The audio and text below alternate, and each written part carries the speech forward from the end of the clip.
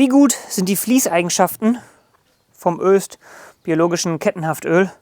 Ich habe das Ganze einmal runtergekühlt. Wir schauen mal, wir sind jetzt so bei ungefähr 6 Grad, also die Temperaturen, die wir auch im Winter haben. Und ich lasse das jetzt durch den Trüchter laufen. Warum ist das interessant? Insbesondere wenn wir zum Beispiel ein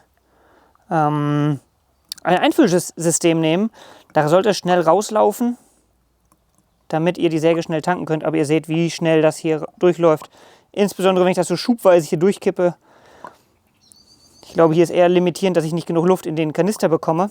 Aber ihr seht, wie schnell das rausläuft und wie dünnflüssig es ist. Das ist wirklich optimal. Und das sieht man auch nachher hier an der Viskosität. Die ist wirklich sehr, sehr gut, seht ihr. Damit kann man schnell tanken, auch mit den Einfüllsystemen.